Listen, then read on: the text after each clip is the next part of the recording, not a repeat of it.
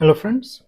आज PIB news से हमारा है कि राष्ट्रीय मानवाधिकार आयोग ने डिजिटल अरेस्ट की जो धोखाधड़ी है इस पे जो है चिंता जताई है। तो इसमें हुआ क्या है कि डिजिटल अरेस्ट जो स्कैम है, लगभग इसमें आपका 52,976 करोड़ हैं कि पिछले अगर 6 वर्षों में हम साइबर साइबर स्कैम की अगर बात करते हैं तो स्कैम में साइबर स्कैम में जो है 52,976 करोड़ रुपए का, उसमें से 8% जो है वो क्या है, डिजिटल अरेस्ट का है। ठीक है, डिजिटल अरेस्ट जो स्कैम है इसका है। तो इसमें हम क्या करते हैं कि इसे डिटेल में देखते हैं। अब देखिए डिजिटल अरेस्ट जो है, अब ये इसकी जो जो स्कैम है ये क्या है, तेजी से बढ़ती जा रही है। तो ये अगर देखा जाए तो केवल जो है वित्तीय अपराध नहीं है बल्कि मानवाधिकार का भी उल्लंघन ये करता है। तो सिंपली इसमें हम लोग चर्चा अगर करते हैं, साइबर धोखाधड़ी में 8% जो है अकेले डिजिटल मानसिक और मानवीय। तो देखिए आयोग ने चेतावनी दी है कि घोटाले न केवल पीड़ितों को आर्थिक रूप से बर्बाद करना बल्कि जो है मानसिक जो है साइकोलॉजिकल ट्रॉमा और गहरा भावनात्मक तनाव भी दे रहा है। क्योंकि देखिए व्यक्ति जो है उसकी जो गढ़ी पूंजी कमाई है उसका एक बार में जो है किसी के द्वारा ठग लेना, हड़प लेना स्कैम के माध्यम से, तो थोड़ा तो व्यक्ति जो है या तो सुसाइड करेगा या मतलब ट्रॉमा में जिएगा। तो भावनात्मक रूप से वो क्या होगा, वीक होगा। तो यानी व्यक्ति के सम्मान के साथ और जीवन जीने के अधिकार का भी उल्लंघन। तो ये सब चीजें हैं इसमें। और इसमें अगर मैं आगे बात करूं तो डिजिटल अरेस्ट है क्या, तो देखिए डिजिटल अरेस्ट में आप बोल सकते हैं कि आपको किसी प्रकार के डर से, यानी अपराधी जो है वो क्या करता है, वीडियो कॉल पे व्हाट्सएप हो गया, स्काइप हो गया, या किसी भी ये सीबीआई ईडी जो है नारकोटिक्स विभाग, इन सब अधिकारी जो भी बता रहे हैं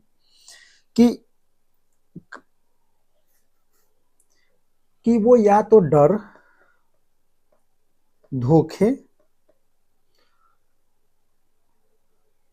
और आपका हो गया क्या, धमकी हो गया, इन सब का उपयोग करके वो क्या करते हैं, पीड़ित को, जो पीड़ित है, पीड़ितों से क्या करते हैं, पैसा ठगते हैं। पैसा, मैं ऐसे लिखूं तो पैसा वो ठगते हैं। ठीक,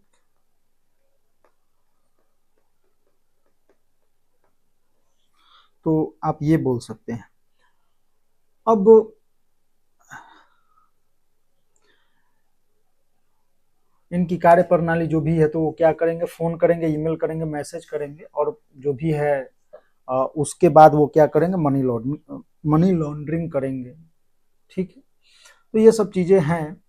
और दबाव की अगर मैं बात करूं तो पीड़ितों पर झूठा आरोप लगाते हैं, उनके नाम से कोई अवैध जो है पार्सल आया है, मनी लॉन्ड्रिंग है, जो भी है इस तरीके से, और करके वीडियो कॉल करेंगे और उनको मजबूर करते हैं। ठीक है, और वसूलुक कार्रवाई, कानूनी कार्रवाई, सामाजिक बदनामी के डर से पीड़ित जो है भारी दबाव में आ जाता है और अपराधियों द्वारा बताए गए बैंक खातों में लाखों रुपए ट्रांसफर कर दे। तो ये जो है प्रोसेस है इसके। अब मैं इसको देखूं तो देखिए इसकी मैं बात अगर करता हूं तो सिंपली अगर आप ये भी बोल सकते हैं कि जो विधिक और विनियामक सुधार की मैं बात अगर करूं इसमें, तो क्या करते हैं कि डिजिटल अरेस्ट जो घोटालों का है तो उसको एक अलग अपराध के रूप में मान्यता देना चाहिए। ठीक है, म्यूल अकाउंट्स और उससे संबंध गतिविधि को आपराधिक बनाना है, और जो भी साइबर धोखाधड़ी रोकने के लिए ओटीटी संचार प्लेटफॉर्म को विनियमित करना है उसको शामिल करना है। पीड़ितों के लिए सहायता की तो विशेष क्षतिपूर्ति निधि की स्थापना करनी चाहिए, जिसे गोल्डन आवर, धोखाधड़ी के तुरंत बाद का समय के दौरान जो है धोखाधड़ी देने वाले के तुरंत जो है उस अवरुद्ध लेन देन, मतलब लेन देन जो भी हो रहा है उसको अवरुद्ध करना है। ये सब सुविधाएं होना चाहिए। एकल सत्यापन जो है पोर्टल होना चाहिए, और कानूनी जो ईडी वगैरह है, इन पहचान पत्र, नोटिस, इन सब आधिकारिक संचार जो भी है प्रमाणिक की जांच करे और एकीकृत सरकारी पोर्टल इन सब की स्थापना करें।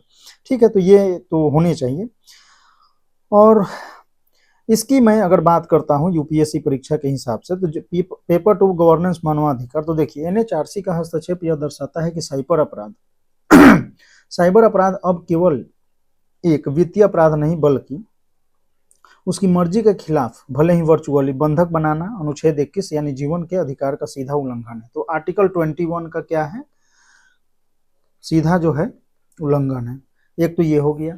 संस्थागत और मैं प्रक्रिया की बात करता हूं तो जो भी है अधिक जवाबदेह कौन है, तो कानून प्रवर्तन एजेंसी या प्रशासनिक और पीड़ित अनुकूल नीतियां बनाने को महत्व को रेखांकित करता है। जीएस पेपर में थ्योरी की बात करता हूं साइबर सुरक्षा और आंतरिक सुरक्षा से, तो बदलते साइबर अपराध के खतरे ये दिखाते हैं कि साइबर अपराधी अब सामान्य जो है मालवेयर या फिशिंग से आगे बढ़कर परिष्कृत सामान्य इंजीनियरिंग और मनोवैज्ञानिक दबाव को तकनीकी का उपयोग करके बदल रहे हैं। चुनौतियां तो अपराधियों को पहचान छुपाने की तकनीक, अंतर्राष्ट्रीय सीमाओं के पार संचालन होने के कारण पुलिस के लिए मामलों में त्वरित कार्रवाई करना और ठगे गए पैसे तुरंत फ्रीज करना बड़ा चुनौती का भी है। तो आगे की राह में हम और क्या कर सकते हैं, तो देखिए वही है कि Indian cyber crime coordination system जो है मंचों के माध्यम से हम क्या लोगों को जागरूक करें। सरकारी वीडियो कॉल पर न तो किसी गिरफ्तारी करती है ना ही जांच करती है। इन सब चीज़ों को हम एड इन सब के मैसेज से जो है फैलाएं और फैला भी रहे हैं। और धीरे धीरे बैंक भी है जागरूक कर रही है पब्लिक को, जिसमें आप देखते होंगे एसबीआई का ऐड आता है और भी काफ़ी सारे एयरटेल वगैरह इन सब का ऐड आता था, अभी भी है। त्वरित समन्वय की अगर बात करें तो bank, telecom company, cyber police के बीच रियल टाइम तालमेल और संदिग्ध अभी जो मैंने बताया था वही है। मनोवैज्ञानिक सहायता तो पीड़ितों को मानसिक काउंसलिंग की व्यवस्था करनी चाहिए। अब अगर बात करते हैं साइबर अपराधों की धोखाधड़ी के प्रकार, तो देखिए बिजनेस ईमेल कंप्रोमाइज्ड यानी धोखेबाज जो है वैध भुगतान को किसी के खाते से भेजने के लिए ईमेल के माध्यम से ग्राहकों के आपूर्तिकर्ता धारण कर लेते हैं। फिशिंग धोखाधड़ी वो होता है जिसमें जो है व्यक्तिगत बैंकिंग लॉगिंग की जानकारी साझा करने के लिए धोखा दिया जाता है, जिसके बाद वित्तीय चोरी का उपयोग किया जाता है। इम्पर्सोनेशन धोखाधड़ी की मैं बात करूँ तो अपराधी जो है फोन, सोशल मीडिया के माध्यम से रिश्तेदार, मित्र या अन्य परिचित बन के पैसे ऐंठते हैं और खातों पर नियंत्रण। वो क्या करेंगे, कॉल करेंगे, पूछेंगे कि मैं अमित का फ्रेंड हूँ और ये हो गया, एक्सीडेंट वगैरह हो गया, कुछ भी इस तरीके से बात करके, और वो फिर आपको धीरे धीरे अपने ट्रैप में फंसाएंगे। ऑनलाइन निवेश ट्रेंडिंग धोखाधड़ी, तो फर्जी ट्रेंडिंग निवेश प्लेटफॉर्म लोगों के माध्यम से निवेश करने के लिए आपको प्रेरित किया जाता है कि मान लो कि जैसे आपने कोई ग्रो ही अगर आपने ओपन किया या कोई भी चैनल, मतलब ऐप वगैरह जो भी है शेयर मार्केट से रिलेटेड या निवेश संबंधी जो भी है इन्वेस्टमेंट से, तो उनके थ्रू उनको किसी न किसी प्रकार से नंबर मिल जाता है, फिर वो आप कॉल करेंगे। स्कैम वाले कॉल काफ़ी सारे फिर आने लगते हैं कि मैं आपका जो है पैसा जो है इतने दिन में ये कर दूंगा, डबल कर दूंगा, ट्रिपल जो भी है इस तरीके से, या आप इसमें अभी आपको आइडिया नहीं है तो मैं इसमें आपकी हेल्प कर सकता हूँ वगैरह वगैरह। तो देखिए वास्तव में अस्तित्व में नहीं होती हैं जो भी है, और जो फिएट मुद्रा से जुड़ी होती है वर्चुअली संपत्ति से होती है। ठीक है। रोमांस और रोजगार स्कैम, जॉब स्कैम, तो धोखेबाज भावनात्मक संबंध में नकली नौकरी के प्रस्ताव का उपयोग करके, तो ये सब जो है न्यूज़पेपर में आप पढ़ते होंगे कि किस तरीके से जो है 25,000 रुपये जो है ये सिंपली 25,000 रुपये वसूल लिया गया कि यहाँ आना, यहाँ नौकरी आपको दिलवाया जाएगा वगैरह वगैरह। आप जब जाते हैं तो कुछ नहीं मिलता है वहाँ पे। ठीक है। तो यही था हमारा डिजिटल अरेस्ट से रिलेटेड। और इसमें बात अगर करते हैं तो जो हमारा सूचना एवं संचार प्रौद्योगिकी की वजह है उनकी संख्या से, उनकी वजह से संख्या जो है काफ़ी मतलब कई गुना बढ़ी है सूचना और संचार प्रौद्योगिकी से। तो ये भी है, तो टेक्नोलॉजी जो है वरदान भी है, अभिशाप भी है। तो ये सब चीज़ें जो है ऐसे में भी आप कंपेरिजन करके लिख सकते हैं। देखिए ये न्यूज़ है कि दक्षिण पूर्व एशिया में भारतीय चिंतन और संस्कृति का प्रसार 500 से 1500 ईस्वी में। तो ये जो है जीएस पेपर भारतीय संस्कृति विरासत में आपको हेल्प करेगा। भारत के सांस्कृतिक संबंध और वैश्विक प्रभाव, कल्चरल फुटप्रिंट्स ऑफ इंडिया, तो इन सब के लिए अत्यंत महत्वपूर्ण है। तो ये हमें जीएस पेपर 1 के अनुकूल देखेंगे। तो देखिए ये हुआ क्या है कि भारत और दक्षिण पूर्व एशिया के बीच जो भी प्राचीन समुद्री व्यापारिक संबंध है 500 से 1500 ईस्वी के दौरान अगर देखा जाए तो मतलब जीवन समुद्री व्यापारिक संबंध न केवल वाणिज्यिक बस्ती था, जैसे कंबोडिया में फुनान, यानी फुनान अब कंबोडिया हो गया ना, हाँ, सुमात्रा में श्री विजय को जन्म दिया, बल्कि दोनों क्षेत्रों में वैचारिक, धार्मिक और सांस्कृतिक संश्लेषण यानी कल्चर सिंथेसिस का मार्ग को भी प्रशस्त किया है। ठीक है। तो बढ़ावा दिया, मतलब विचार और चिंतन को व्यापक जो है स्तर पे आदान प्रदान किया गया है हुआ। पुरातात्विक साक्ष्य की अगर मैं बात करता हूं तो देखिए, विल कांटेल की अगर देखें तो ऐतिहासिक समन्वय की पुष्टि है विल कांटेल कंबोडिया में, यूपा इंडोनेशिया में, देवानिका लाओस में प्राचीन शिलालेख से प्राप्त होती है। ठीक है, तो जो भी प्राचीन शिलालेख है इस तथ्य के साक्षी है। तो पुरातात्विक साक्ष्य हमारा ये हो गया। भारतीय चिंतन के प्रभाव के बहुआयामी क्षेत्र की मैं अगर बात करता हूं तो देखिए, भाषा एवं साहित्य की बात करें तो थाई, खमेर, मलय, जावानीज, बाली जैसी भाषाओं संस्कृत शब्दावली को गहराई से आत्मसात किया। महाकाव्यों का स्थानीयकरण यानी रामायण हो गया, महाभारत, ये सब का स्थानीयकरण परंपराओं में अनुवाद हुआ है। वहाँ सांस्कृतिक लोकाचार के अनुसार भी अनुकूल हुआ है। वहाँ भी हनुमान चालीसा, रामनवमी वगैरह सब कुछ जो है हो रहा है। ठीक है, तो ये सब चीजें, इनसे हम गर्व भी करते हैं। इन सब जो भी हो रहा है, मतलब भारत का कल्चर अगर बाहर जा रहा है तो हम गर्व भी करते हैं, लेकिन बाहर का कल्चर कोई यहाँ कुछ भी कर ले तो उसको हम क्या करते हैं, देशद्रोही, एंटी नेशनल वगैरह बोलने लगते हैं। तो ये सब चीजें चल रही हैं। और आगे अगर देखें तो शैव और वैष्णव मत, तो देखिए वियतनाम में चाम सभ्यता का माई सोन अभ्यारण्य मूल रूप से शिव मंदिर जहाँ शिवलिंग की पूजा और संस्कृत अभिलेख मिले हैं। कंबोडिया में प्रसिद्ध जो अंकोर वाट जो है मूल रूप से विष्णु जी के मंदिर है। तो बौद्ध धर्म का भी विस्तार अगर देखते हैं तो थाईलैंड में द्वारवती क्षेत्र है, म्यांमार के बागान मैदान है, हजारों स्तूप, इंडोनेशिया में शैलेंद्र राजवंश द्वारा निर्मित विश्व प्रसिद्ध बोरोबदूर स्मारक। ठीक है, तो ये सब चीजें हैं। जो आपका है शैव और वैष्णव, हाँ ठीक है। राजनीतिक दर्शन की अगर मैं बात करूं तो देखिए, राजत्व का दैवीय सिद्धांत यानी शासकों ने अपनी सत्ता को वैध बनाने के लिए भारतीय राजनीतिक धार्मिक दर्शन को अपनाया, ये भी चीज है। और ये बोल सकते हैं कि जो देवराज, गॉड किंग देवराज की अवधारणा है कि राजाओं को देवता का रूप माना गया, जिसे स्थानीय राजनीतिक प्राथमिकताओं के अनुसार ढाला गया है, इससे ठीक है। और जो धार्मिक और राजनीतिक जो अवधारणा है उसको प्रेरित करते हैं, लेकिन उन्हें स्थानीय परिस्थितियों और सामाजिक आवश्यकताओं के अनुसार अनुकूलित किया गया है। तो ये सब चीजें हैं। निष्पादन कलाएं की अगर मैं बात करूं, परफॉर्मिंग आर्ट्स,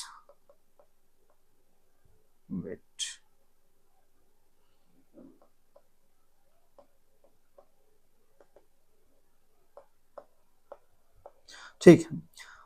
तो शास्त्रीय नृत्य यानी भारतीय नृत्य की मुद्राएं जो हैं, हस्त मुद्रा है, कथा वाचन है, शैली थाई तथा कंबोडिया की अप्सरा नृत्य में स्पष्ट दिखाई देती है। ठीक है। संगीत की अगर मैं बात करूं तो दक्षिण पूर्वी एशियाई संगीत में भारतीय शास्त्रीय वाद्य यंत्र जैसे सितार, तबला, मृदंग, इन सब का प्रभाव जो है वहां दिखता है। वास्तुकला और शिल्प की तो अंकोर वाट हो गया, बोरोबदूर हो गया, माई सोन की वास्तुकला जो भारतीय पवित्र ज्यामिति, ब्रह्मांडीय कला, कॉस्मोलॉजिकल आर्ट का प्रतीकात्मक जैसे मेरू पर्वत का प्रतिनिधित्व का उत्कृष्ट उपयोग करता है। तो ये सब चीजें तो हैं ही। ठीक है। और मैं अगर बात करता हूं कि अगर मुख्य परीक्षा के अनुसार अगर हम इसको क्या करते हैं कि देखा जाए इसका, तो देखिए मूल्यांकन अगर मैं करूं तो पूर्व एशिया में भारतीय संस्कृति का यह प्रसार किसी सैन्य आक्रमण या राजनीतिक दबाव का परिणाम नहीं था, बल्कि शांतिपूर्ण सांस्कृतिक आदान प्रदान और सॉफ्ट पावर का एक अनुपम उदाहरण था। ठीक है।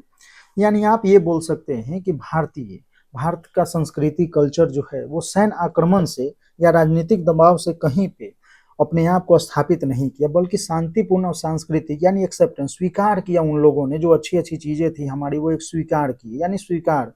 तो इसको स्वीकार के बदौलत जो है ये आदान प्रदान हुआ है, यानी सॉफ्ट पावर का एक अनुपम उदाहरण है। इतिहासकारों ने भारतीयकरण के बजाय स्वैच्छिक सांस्कृतिक अनुकूलन को माना है। स्थानीय समाजों ने भारतीय विचारों को अपनी आवश्यकताओं के अनुरूप परिष्कृत किया। वर्तमान में भारत एक्ट ईस्ट पॉलिसी इसे ऐतिहासिक और सांस्कृतिक नींव पर टिकी हुई है।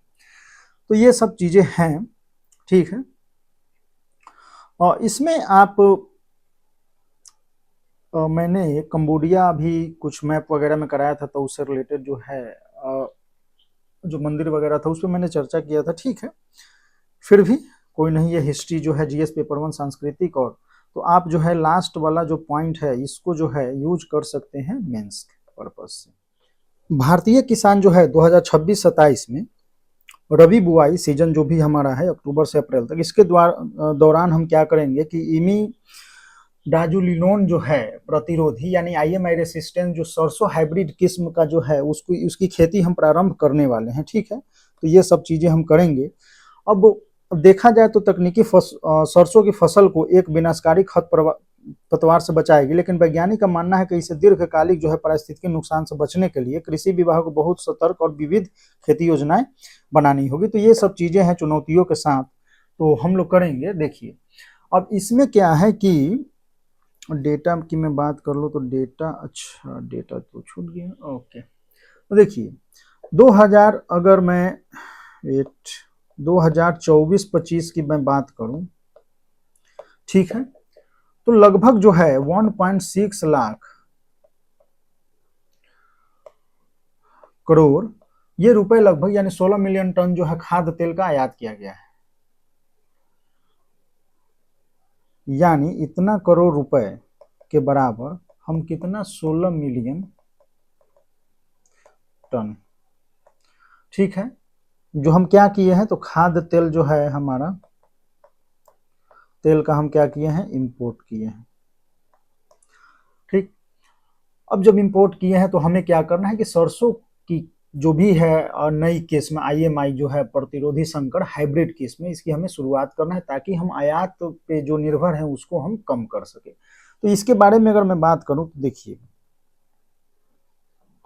और चुनौतियों पे आते हैं उससे पहले हम थोड़ा देख लेते हैं कि देखिए ये जो है उत्परिवर्तन जनन यानी म्यूटेशन ब्रीडिंग के नामक प्रक्रिया के माध्यम से विकसित किया गया है। इसमें वैज्ञानिक फसलों में होने वाले उपयोगी प्राकृतिक अनुवांशिक उत्परिवर्तन यानी म्यूटेशन को संरक्षित और बढ़ावा देने के लिए उनका चयन कर जनन ब्रीडिंग प्रक्रिया पूरी करते हैं। ठीक है, अब आधार की मैं बात करता हूं यानी वैज्ञानिक आधार है कि यह कार्य कैसे करता है। तो देखिए उत्परिवर्तन जनन जो है म्यूटेशन ब्रीडिंग, इसे विकसित करने के लिए किसी बाहरी जीन यानी जीएम फसल में जो है के बजाय पौधों में होने वाले उपयोगी प्राकृत अनुवांशिक उत्परिवर्तन को चुनकर उनके संरक्षण और संवर्धन की प्रक्रिया अपनाई गई है। अब एसीटोलैक्ट सिंथेस जो है एंजाइम की भूमिका इसमें क्या है कि इसकी वृद्धि के लिए जो है अनिवार्य है। ये हमें ध्यान रखना है कि एएलएस एंजाइम जो है इसके वृद्धि के अनिवार्य है।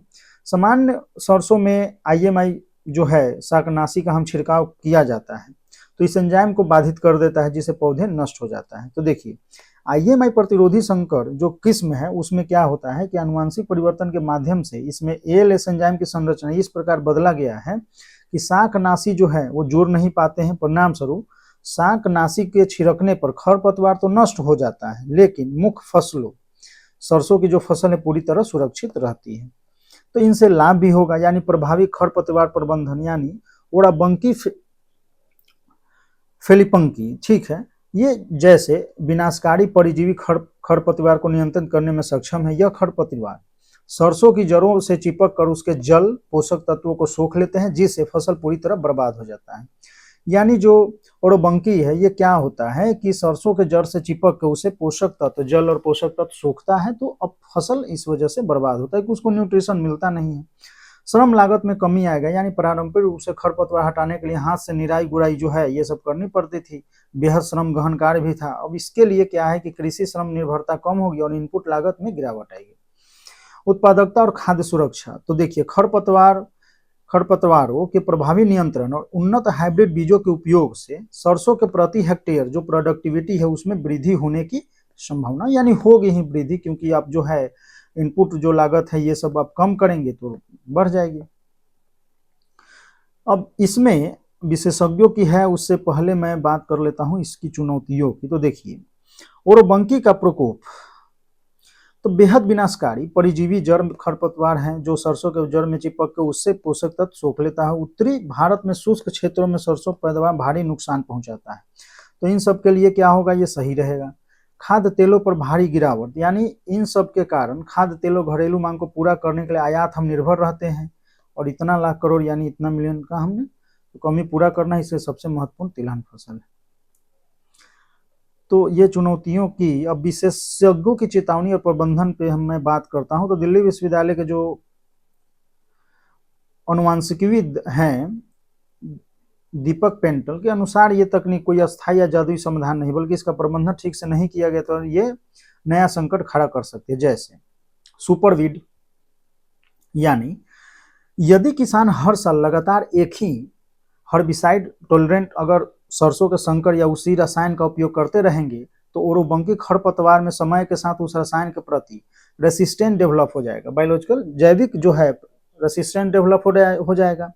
अब जिससे जो है खरपतवार सुपर वीड बन जाएगा, अब इसे मारना जो है नामुमकिन हो जाएगा, ये भी चीज है। विविध कृषि योजनाओं की आवश्यकता है। तो देखिए खतरे से बचने के लिए हम क्या और कर सकते हैं, तो फसल चक्रण का हमें यानी क्रॉप रोटेशन को फॉलो करना होगा।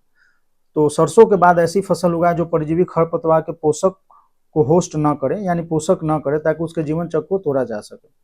खरपतवार नाशक चक्रण यानी हर्बिसाइड रोटेशन केवल इमिडा जो लिनोन है इस पर निर्भर रहने के बजाय अलग अलग वर्गों के खरपतवार नाशक का उपयोग करना है हमें। एकीकृत खरपतवार प्रबंधन इंटीग्रेटेड वीड मैनेजमेंट, रासायनिक नियंत्रण के साथ साथ यांत्रिक जैविक तरीके भी हमें अपनाने की आवश्यकता है। ठीक है, तो अच्छी बात है, पर वो वही है कि हमें कुछ जो है प्रबंधन इसका एक नई सही तरीके से करना होगा, नहीं तो क्या होगा कि नई समस्याएं जो है खड़ी हो जाएंगी। अगर मैं GS3 की बात करूं तो फसल और देश के भाग में फसल के पैटर्न इसमें और प्रौद्योगिकी मिशन में तो कृषि क्षेत्र में जैव प्रौद्योगिकी। तो देखिए खाद्य सुरक्षा बनाम आयात निर्भरता, तो मुद्दा दिखाता है कि खाद्य तेलों के आयात पर हम सालाना 1.6 लाख करोड़ रुपए जो है भारत के राजकोषीय स्थिति खाद्य सुरक्षा पर क्या असर पड़ता है, इसे आत्मनिर्भरता हासिल करने के लिए हमें जैव प्रौद्योगिकी कितनी जरूरी है। तो देखिए जैव प्रौद्योगिकी का जो इम्प्लीमेंटेशन है वो कृषि क्षेत्र में कितना हेल्पफुल है, इन सब चीजों से रिलेटेड आप क्वेश्चन देख सकते हैं और पूछा भी गया है। कृषि पारिस्थितिकी की अगर एग्रो इकोलॉजी की मैं बात करता हूँ, सतत कृषि की, तो इस बात का सटीक उदाहरण है कि कैसे उत्पादन को हमें बढ़ाने हैं। उन्नत आनुवंशिक तकनीक का उपयोग करते समय पर्यावरण और पारिस्थितिकी यानी सुपरवीड के खतरे जैसे संतुलन को बनाए रखने की एक बड़ी चुनौती है। अब आता है कि हाइब्रिड बनाम GM पादप, ये भी देख लेते हैं। तो देखिए संकर जो पादप है और आनुवांशिक रूप से संशोधित पादप है, तो अगर मैं बात करता हूं हाइब्रिड की, तो आनुवांशिक रूप से भिन्न दो मूल पेरेंट पादपों के बीच जो है एक क्रॉस ब्रीडिंग क्रॉस परागण से कराया जाता है, ताकि दोनों वांछित विशेषताएं एक फसल में आ सके। यहीं पे GM प्लांट की अगर मैं बात करें तो तकनीकों का उपयोग करके प्रयोगशाला में किसी पौधे के जीनोम DNA में सीधे बदलाव किया जाता है। जीन के स्रोत की मैं बात करता हूं तो इसमें जीन हस्तांतरण केवल समान या निकट जो है संबंधित प्रजातियों के बीच ही संभव और प्राकृतिक सीमाओं के भीतर होता है। वहीं अगर मैं GM प्लांट की बात करूं तो इसमें किसी अन्य असंबंधित प्रजाति जैसे बैक्टीरिया, वायरस या अन्य अनुवांशिक संशोधित जो है पादप हैं और से जीन यानी विदेशी जीन को निकालकर पौधों में डाला जा सकता है। यानी इनमें किसी भी अन्य असंबंधित प्रजाति से भी जीन प्रजाति जैसे ये सब हैं से जीन को जो है या विदेशी जीन जो है उनको निकाल के पौधे में डाला जा सकता है। कार्य प्रणाली की अगर बात करें तो पारंपरिक कृषि पद्धति का वैज्ञानिक रूप है जिसमें प्राकृतिक प्रजनन प्रणाली का उपयोग करते हैं हाइब्रिड में, और आणविक स्तर का बात अगर करें तो मोलिकुलर लेवल पे DNA में कृत्रिम हेरफेर करके हम इसकी प्रक्रिया को कंप्लीट करते हैं। प्रमुख उदाहरण तो हाइब्रिड मक्का हो गया, धान हो गया, चर्चा, ये सब जो है IMI प्रतिरोधी सरसों हो गया प्राकृतिक उत्पादों पर आधारित, इसमें हो गया BT कपास हो गया और साइल बैक्टीरिया का जीनोम इसमें डाला जाता है, और इसमें हो गया GM सरसों DMH 11। नियामक कड़ाई रेगुलेशन की बात करते हैं तो विनियम इसमें जो है तुलनात्मक रूप से कम नियंत्रण विनियामक नियंत्रण है क्योंकि जो प्रारंभिक क्रॉस ब्रीडिंग आधारित है। जैव सुरक्षा की तो बायो सिक्योरिटी, मानव स्वास्थ्य, पर्यावरण चिंता, इन सब का अत्यधिक सख्त विनियामक नियंत्रण है, बहुस्तरीय और विस्तृत परीक्षण फील्ड ट्रायल लागू है। तो ये सब चीजें हैं। इसमें जो है कुछ MCQ है, इसको हम लोग देखते हैं। ओरोबैंकी पे है खरपतवार, परिजीवी खरपतवार। तो देखिए यह पूर्ण जो है जड़ परिजीवी खरपतवार है जो मुख्य रूप से सरसों जैसी तिलहन फसलों प्रभावित करता है, करेक्ट है। यह सीधे तौर पर हवा से नाइट्रोजन स्थिरीकरण करके मुख्य पौधे को वृद्धि को रोकता है। तो देखिए सीधे तौर पर हवा से मुक्त नाइट्रोजन का स्थिरीकरण करके मुख्य पौधे की वृद्धि को रोकता है, तो ये गलत है। हाल में कृषि वैज्ञानिकों ने इसे फेलिपांचो नाम से भी संबोधित किया, तो ये सही है, ये मैं नहीं बता पाया। तो देखिए ओरोबांकी विनाशकारी परजीवी जो है वो पौधों या जड़ों से जुड़ के पोषक तत्व को सोख लेते हैं, फिल्म पांचो भी इसे कहा जाता है। ठीक है, तो यहाँ से आ जाएगा 1 और 3 आपका सी। और ये सिंपल है कि पौधों के अपने संसाधनों को चूस कर उसे कमजोर जड़ पे चिपकता है, उसके पोषक तत्वों को चूसता है। ठीक है, अब IMI रेसिस्टेंट सरसों के अगर मैं बात करूं तो कृषि में शाकनाशी सहनशील फसलों के संदर्भ में निम्नलिखित कथनों पर विचार कीजिए। देखिए, IMI सरसों के संकर हाइब्रिड रासायनिक खरपतवार के छिड़काव को सहन कर सकते हैं, जैसे केवल लक्षित खरपतवार नष्ट होते हैं। कृषि में लंबे समय तक एक शाकनाशी तकनीक का निरंतर उपयोग करने से खरपतवार में सुपर वीड बनने की संभावना विकसित हो जाती है। दोनों सही, 1 2। ठीक है, नेक्स्ट है कि भारतीय कृषि और खाद्य तेल सुरक्षा पे मैं बात करूं तो भारत के खाद्य तेल क्षेत्र संदर्भ में निम्नलिखित कथनों पर विचार कीजिए। तो भारत अपनी घरेलू मांग को पूरा करने और खाद्य तेलों में बड़े पैमाने पर आयात पर निर्भर है, ये भी सही है। भारत के घरेलू तिलहन सरसों महत्वपूर्ण रबी फसल में से एक है।